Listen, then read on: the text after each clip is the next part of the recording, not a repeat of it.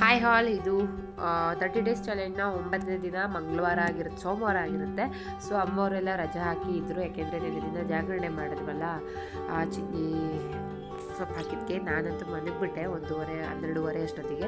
So ಅವರೆಲ್ಲ ಜಾಗರಣೆ ಮಾಡಿದರು. ಸೊ ಬೆಳಗ್ಗೆ ಎದ್ದು ಮತ್ತೆ ರೊಟೀನ್ ಸ್ಟಾರ್ಟ್ ಆಯಿತು. ನಾಷ್ಟ ಎಲ್ಲ ಮಾಡಿಕೊಂಡು ಒಂದಷ್ಟು ಕೂತ್ಕೊಂಡು ಮಾತಾಡ್ತಿದ್ವಿ. ಚಿನ್ನಿಗೆ ಫಂಕ್ಷನ್ ಮಾಡೋದ್ರ ಬಗ್ಗೆ ಏನೇನು ಹೇಗೆ ಮಾಡಿದ್ರೆ ಚೆನ್ನಾಗಿರುತ್ತೆ ಅಂತ. ಸೊ ಅದೆಲ್ಲ ಡಿಸ್ಕಸ್ ಆದಮೇಲೆ ನಮ್ಮ ಆಂಟಿ ಮನೆ ಮುಂದೆ ಗೆಣಸು ಹಾಕಿದ್ದಾರೆ. ಸೊ ಅದು ಕೂಡ ಕಿತ್ಕೊಂಡು ಅದನ್ನ ತೋರಿಸ್ತಾ ಇದ್ದೆ.